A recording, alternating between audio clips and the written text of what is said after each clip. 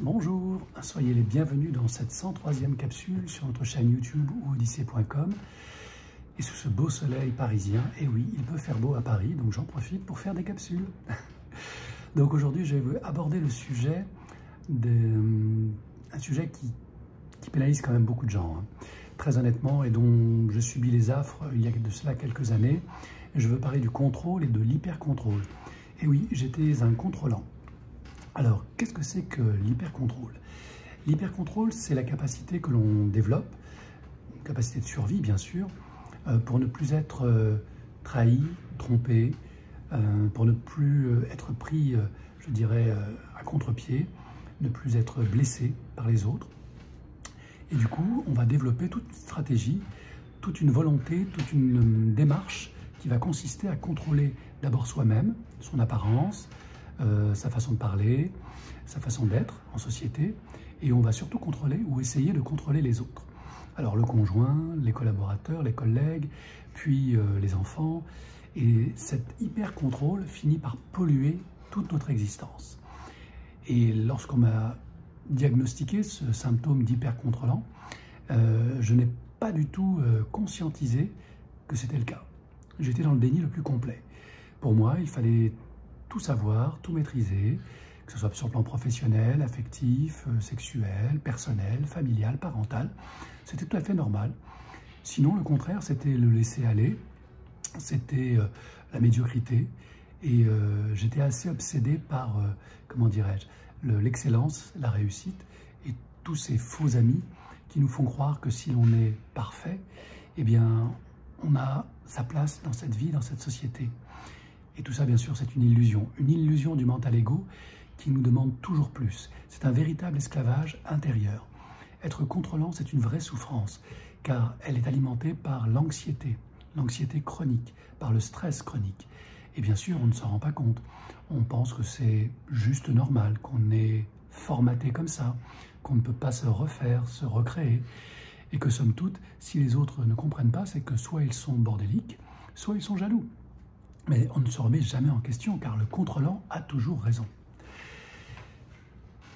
Quelle illusion!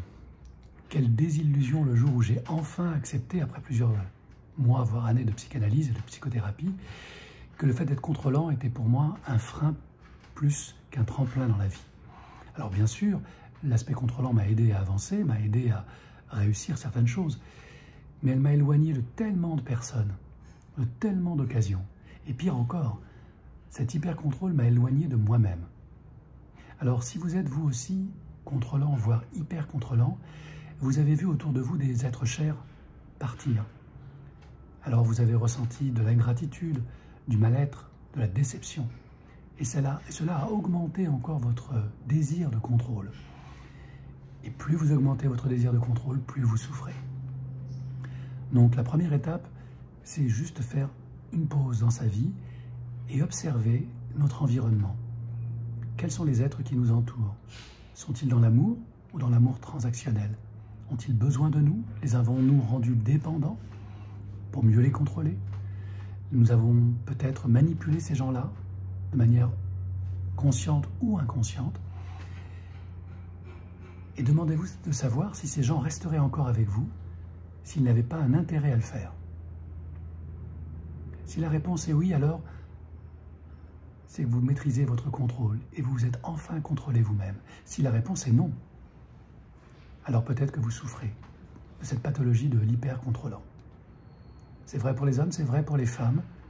La peur, la culpabilité, la trahison nourrit ce sentiment de toute puissance que possède le contrôlant lorsqu'il réussit et de grande désespérance lorsque le contrôlant échoue. Le contrôlant est un être qui souffre. Pour ceux qui subissent le contrôle et l'hyper-contrôle, qui sont des victimes de leurs parents, de leurs patrons, de leurs conjoints, comprenez que ces êtres souffrent vraiment. Ils n'en sont juste pas conscients. Et c'est pour ça qu'ils font tout ce qu'ils font. Pas par amour, mais par peur de souffrir, de revivre cette blessure d'humiliation, de trahison, de rejet. C'est donc une motivation velléitaire. Je fais quelque chose pour fuir un état que je n'ai pas envie de revivre. Je ne fais pas les choses pour aller vers quelque chose, un but, un objectif qui m'épanouirait, qui me permettrait d'accéder à plus de fluidité, plus de bonheur, plus de bien-être. Je fais ce que je peux. Et comme je suis aveuglé par mon ego, je fais mal. Je fais mal aux autres et je fais mal à moi-même. De la compassion pour ces êtres contrôlants, de la distance aussi pour leur permettre de comprendre, de réaliser qu'ils sont dans l'erreur avec nous. Et pour vous qui êtes contrôlante, contrôlant, de la patience. Demandez de l'aide. Acceptez de ne plus être contrôlé par votre ego. Vous vous en porterez beaucoup mieux et vous serez enfin sur le chemin qui mène au bonheur, à la simplicité. Le monde continue de tourner et continuera de tourner, que vous soyez là ou pas, que vous soyez contrôlant ou pas. Accueillez votre part d'ombre, votre part de souffrance et demandez de l'aide. Faites preuve d'humilité, car vous ne contrôlez rien, comme je ne contrôlais rien moi-même lorsque j'étais dans cette folie de l'hyper-contrôle.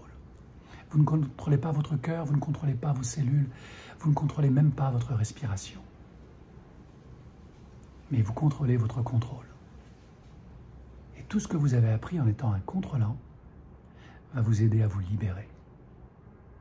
Contrôlez votre ego et vous serez enfin libre. Et vous n'aurez pas souffert en vain. Namasté.